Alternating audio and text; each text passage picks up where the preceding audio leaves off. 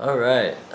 So it's been about a week since my trip to Taipei, and basically, for those of you who just started watching this video, I started doing this kind of video blog slash like quick tips for digital nomads, and right now I'm on a trip in Taiwan. I came here last last Saturday night, and now I've been here for about a week. It's Sunday right now, about 9:30 p.m. And yeah, I've I've been meaning to shoot more videos, but unfortunately, as I predicted, I got sick as soon as I got here. A couple days within getting here, and again, like I talked about in my other video, it's very normal for you to get sick when you come into a new environment, especially if it's like stressful, you have a lot of work going on, things like that. So, so yeah, as usual, what I want to do is just kind of talk about a quick update on my trip and what I think so far, and then go over some tips. This time, I guess what I do want to talk about is what happens if you do get sick and what to do about it. If you're a digital nomad, if you're working, you need to be working, and you're traveling, you don't know the language and all that stuff that goes into it. So yeah, basically, uh, right now, currently, I'm in a city called Yilan. Just got here today. I spent a whole week in Taipei. Um, and I got to see Taipei 101, went up to Elephant Mountain. I highly recommend it if you are in Taiwan. If you're visiting Taiwan or you go to Taipei, definitely check out Elephant Mountain. It's this really cool hike. You go up a bunch of stairs for like 20 minutes. It's especially if it's hot, it's really exhausting, but it's totally worth the view. You get to see Taipei 101, and you basically get a big picture view of the entire city, and it's incredibly huge. And there's mountains all around it. It's a gorgeous view. So definitely try that out. I went to some night markets. Let's see what else did I do. Went to, I don't even know any of the names, unfortunately. I need to learn more about the names here. But I went to the river that cuts between Taipei City and New Taipei City. That was interesting. I didn't get to do nearly as much as I wanted to do because, first of all, I had to work, like usual. But also I got sick, which is something I'm going to talk about more, which led me to pretty much not be able to go out for at least 2 days or so. Um, so my overall impressions of Taiwan so far, I think it could be like the digital nomad's paradise right now for me, from what I've seen so far. And the reason being is that number one, the internet connection is incredible. Just everywhere I've been going, within Taipei for sure, you just get, if you have the cell phone carrier that I got, which I'll post in the links, I'll put more information about the carrier I got. It's like the most popular one here. You pretty much get 4G, like 15 up, 15 down, everywhere you go. So that's been really nice. Number one. Number two is that there's just so much to see here. So many interesting things. So within Taipei, within the city, there's a lot of cool things to see, and then outside, just like a short drive away, a short ride away, there's a lot of nature. And I recently got introduced to some of the areas that I could go check out. So I think that's a big plus. And as far as other digital nomads, I've actually met at least like 2 or 3 digital nomads when I went to some of these coffee shops that are laptop friendly. So there's definitely, I guess, hopefully a growing community, and I definitely noticed that there's a little bit of people definitely working on their laptops that are foreigners that you could like chat with and stuff, and that's really nice to see. Another thing that I really like about it that makes it kind of a paradise for digital nomads is that unlike other places that are super touristy, like Thailand, I bring up Thailand because that's one of the places I went to. I'm just doing a lot of comparisons, but definitely one thing you don't get here is people don't really bother you to try to sell you something just because they see that you're like a foreigner, which I think is really cool that people just leave you be. And everyone is seems like they're really they're really nice, and definitely feel safe wherever I have gone so far, no matter what time it was, day or night. It has felt pretty safe. I never felt threatened or anything, um, and people don't seem very scammy. Like no one seems to want to scam anybody. People don't care about that kind of stuff. Um, let's see what else. People are super helpful so far in Taiwan. Whenever I ask like people if I ask someone for directions or ask them to translate something for me, if they I asked them if they spoke English and then I asked them to translate something for me, they literally would spend like 15 minutes helping me out. So as far as that stuff goes, it's been incredible. Um, my impression of Taipei, the actual city, is that I personally am not a big fan of huge cities. I was raised in Los Angeles, but kind of towards like the suburb areas where it's more quiet. And to me, going to a big city is like feels like the same drama is unfolding all the time. But overall, I think Taipei City, even though it's highly dense population, it still has like a kind of smaller city feel to it. I'm not sure why that is, but that's just the impression I got. Maybe it's because there's not as many sky rises. There's big buildings, but like there's not that many skyscrapers compared to some other major cities. Um, the public transportation in Taipei is fantastic. So you get this thing called the Easy Card, and you're able to ride the metro, ride buses, rent a bicycle called the U-Bike, where you could just basically borrow the bicycle for like 30 minutes at a time or something for a pretty cheap price. I forget how much it is. And then I think you could ride the local trains. I'm not exactly sure. I have to look into that again. But it's really super easy. You just get this card that pretty much lets you handle most of your public transportation. And let's see what else. Oh, Uber. I used Uber a few times, and it was really affordable. So like something like a 10-minute ride. It costs somewhere around like $3, $4 as of right now, 2016. So that's been really cool too. As far as the air quality, I'm not really sure. I think it's pretty polluted. At least I feel like my body is kind of reacting to the pollution. And the doctor I went to kind of talked about that too, how if you're going to exercise or do anything like that, try to do it indoors because there seems to be a decent amount of pollution in Taipei. Weather-wise, it's super hot.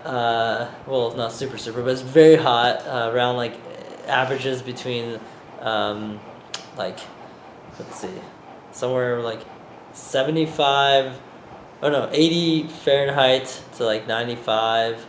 Sometimes it drops a little below that, so I'm not sure what that is in Celsius, but somewhere in the 30s with Celsius, and high humidity, so pretty damn hot out there. But definitely my body has been adjusting. So if you're not used to the hot weather, I'm pretty sure after a week or so your body adjusts pretty well, and I feel like I'm starting to get pretty acclimated to the weather here. And I would advise just not going out as much in the middle of the day, just like anywhere else if it's really hot. Yeah, so those are some of my thoughts on Taipei, and I just came to Yilan, which is about an hour and a half bus ride or less, kind of southeast of Taiwan, southeast of Taipei, and it's located in the north east of Taiwan. And it's like a population. It's like a smaller city, population of like 500,000, and kind of a more resorty feel to it. Still pretty developed, but definitely a lot of like farms around the area. Looks a lot more relaxing than the big city, so it's a nice getaway if you're wanting to stay in a city that's less busy and you still want to be in Taiwan. Seems like the right place to be. Internet connection is so far really good. Getting same thing 4G data pretty much everywhere I've been going. I've been getting 4G data.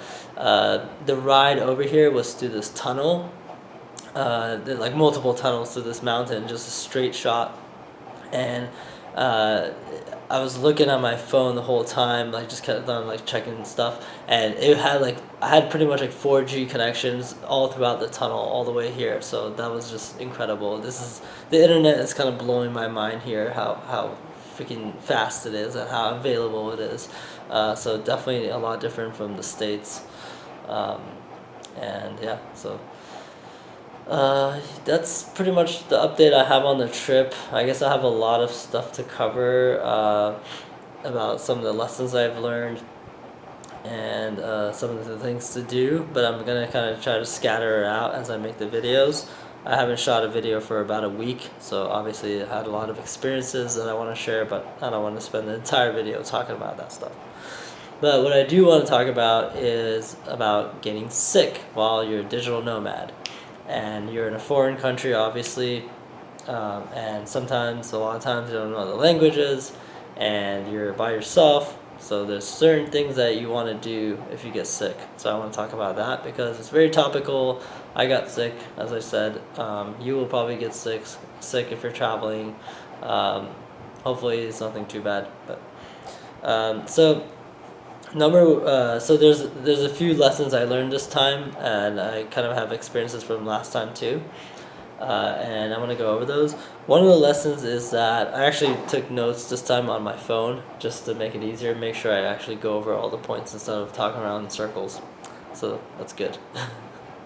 Good for you guys.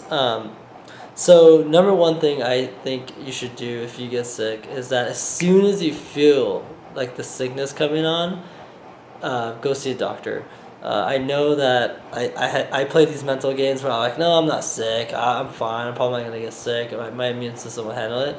But I think if you're in a foreign country and who knows what you could catch, and you have work to do, I think that you should just be smart about it and just go see a doctor right away, because if you're getting some sort of infection or something, if you catch it before it gets too bad and start taking antibiotics, you're going to be much better off than if you wait. So better to be safe than sorry in this scenario. I think it's better not to push it. You're by yourself usually. You're in a place where going to the doctor could be kind of a pain in the ass. It's not going to be as simple as like, oh, I'm just going to go to my local family doctor that I've been going to for 20 years now. It's like, no, you have to figure out where the doctors are, how to even look for them, how are you going to get there, what to say when you get there, a lot of stuff. So I say just go there before your symptoms get worse. So that's lesson number one. Lesson number two is don't try to force yourself to work while you're sick. This obviously, a lot of things that I'm talking about here, it kind of touches on in things like in the workplace, things while traveling, but I'm obviously talking about being a digital nomad, so I try to make it topical as possible. But you are going to have to be working when you're traveling, and when you get sick, it's not easy to work. And I have found from my experience and from a lot of research, a little bit of research I did on this topic, is that when you're sick, your productivity levels are actually like almost negative. You could do more damage than you could do good. So if you don't have like crazy deadlines coming up or something, try not to work during that time you're sick, at least when the conditions are really bad, because first of all, it'll let you recover a lot faster. You won't like mess something up because you're not thinking straight, and just is overall good for your mental state. If you just take the day off, take a day off, take 2 days off if you need to, and just let yourself get better. Another thing is, one thing you'll find in these foreign countries, especially in Southeast Asia, a lot of times you could get like some pretty powerful over-the-counter medication. and you don't have to get prescription for certain pills. I almost did that, but I think that it's much better idea to just go to a doctor, because here their actual doctors are way more affordable than like in the States or in Europe. If you're not a resident. So for example, when I went to the doctor here, it only cost me like $15 for 3 days of coverage. So that's less than the copay I pay when I go see my doctor back in LA. So it's pretty incredible. It's pretty incredible how cheap doctors are in here. Same thing with Thailand. I remember I ended up going to a hospital, and the bill for staying in the hospital for 2 days with medication and everything was like $200 something at like a really nice private hospital. So if you get sick, especially if you're in Asia, just go see the doctor. You don't need to like try to come up with some pill that over counter pill that you think that's gonna help you. Just go see a doctor, and it's not gonna cost you that much money. You'll be much better for it. So the other thing is that this is something I keep experiencing, but I fail to do correctly. Is eat healthy. Like, I know you're on a trip, and there's a lot of enticing things that you want to eat, and fruits and stuff are not as convenient. But I think that if you could keep your diet pretty healthy from the start and just be really mindful of that, you're gonna improve your chances of not getting sick, and if you do, you'll recover faster, obviously, if you're eating healthy. So this time I definitely didn't do that. I was not eating healthy on my starting out from my beginning of my trip, and I think it definitely got me. So eat healthy, eat your vegetables. Another thing is, if you have any medications you could bring with you from home, like if you have some multivitamins, or you have some certain pills that, painkillers, or not painkillers, but something like for flu that you like to usually take, or you usually take when you get sick, just pack it up with you and bring it with you. It's kind of nice to have that. And if you're experiencing something that's light, that's not a severe sickness, then you'll have your medication to take right away. So I didn't do that this time, and I kind of kicked myself in the butt for it, because I had like nothing on me, and I had to go see a doctor to get something. So if you have certain medication you rely on, definitely pack it with you. This is just like a travel advice. A lot of these are travel advices, but again, like, just as a precaution, just bring some medication with you if you have something that you like to take. This is more of a philosophical thing than anything. I think is that you should try to embrace the sickness. If you get sick, we have this tendency to resist it, to not accept it, and try to like really fight against it. But I think if you could just embrace it and be like, you know what, I'm traveling, I'm alone, and I'm in a foreign country, I don't really speak their language, and I'm freaking sick, and just accept that, and just fully embrace that you're sick, and it's gonna pass, you're gonna be fine, and everything seems miserable at that moment, and you're just like, you're thinking to yourself, what the hell am I doing here sometimes? So I think that instead of freaking out about it and resisting it too much, just embrace it and just allow yourself to be sick, and it will all pass by quickly, and you'll feel better, and you're gonna feel a lot stronger. Yeah, and then also remember, when you go through these experiences, it makes you tougher. So right now, I feel like a whole other level of just like good to be here. I'm glad I'm in a cool foreign country, and my health is back, and I just feel super energetic, and just like it's amazing to be able to have like stamina and stuff to do whatever I want, and I appreciate my health even more. So I guess remember that at the end of it, there's definitely some positive experience that comes out of it, some confidence building that comes out of it. I think that's, at least for me, that definitely helps. And then finally, try to really rest. I think this is a topic that I want to talk about for sure at length. There's this fear of missing out when you're traveling and working. First, the topic I'm going to cover is it's like the fear of missing out when you're working and then you're in a foreign country and you're like not going out and having fun like a lot of travelers do, or not as much fun. But in this case, if you're sick and you wanted to like go out somewhere, definitely instead of going out and make yourself worse, just stay and rest. And the faster you rest, the faster you get better, the more things you're going to be able to go see once you're better. So don't let the fear of missing out screw you over. That kind of happened to me this time around. I had this plans to go out and I didn't want to cancel the plans, and I ended up going out while I was sick. Made me even more sick. So try to stay away from that. Lesson learned for next time. So that's pretty much all I had to cover about getting sick while you're a digital nomad.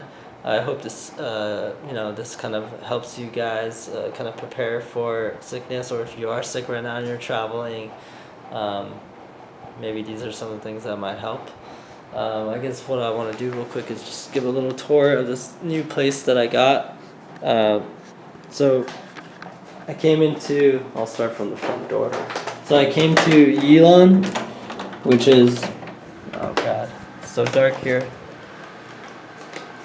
Okay, hold on, close this door. Okay, so I came to Yilan, which is again a small city, an hour and a half away from Taipei, and I went ahead and I booked this place on Airbnb. It was like $35 a night or something around there. Really reasonable price. It has this cool living room area, which is actually really hot because it doesn't have air conditioning, and then it has a little kitchenette area. You could like cook your food. Yeah,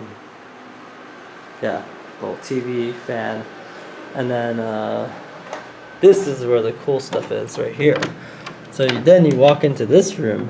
This is where the bedroom is, and it actually has air conditioning, and this door closes so the room stays nice and cool.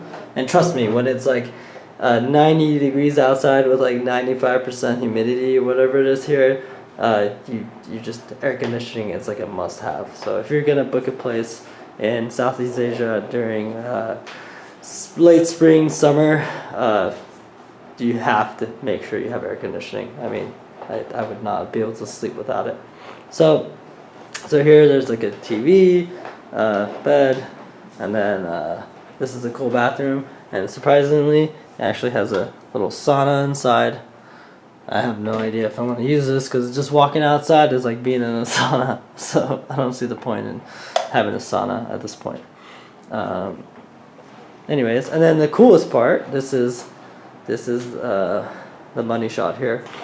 So here there's a balcony. This place has a balcony, and it's actually enclosed, and it has windows all around it with a window screen, so that way bugs don't come in, because there's definitely like a lot of mosquitoes and stuff here. And then you have a cool view of the mountains. You can't see right now because it's dark, but you have a cool view of the mountains in the background. And then I just set up my laptop there, plugged in. I have my phone. Right now my phone is over there, but I had my phone right next to my laptop, using it as a as a spot. What's it called? Spot? Whatever. I'm connecting my laptop to my to my phone to get internet. It's a hotspot. And I'm able to just work from this area. So I plan to go check out the city, looking for like some coffee shops tomorrow. But for now, this is a really good workstation. I've been getting some stuff done here today. It's a good spot. So anyways, that gives you a little glimpse into digital nomad life, the real reality of it. It's not all fun and games. Let me see if I can turn this back. Yeah, it's not all fun and games. It's not all sitting by the poolside and drinking coconut. Definitely, getting acclimated, getting sick, and then sometimes, you find some cool places like Airbnb, a really awesome room that you had no idea was going to be this awesome. So, yeah, I definitely enjoy sharing these experiences, and hopefully these tips are helping you guys. I'll try to shoot another video soon, share more experiences from my trip, give some other advice. I have a lot of different topics in my mind I want to share. So, I hope you guys are doing good. See you in the next video.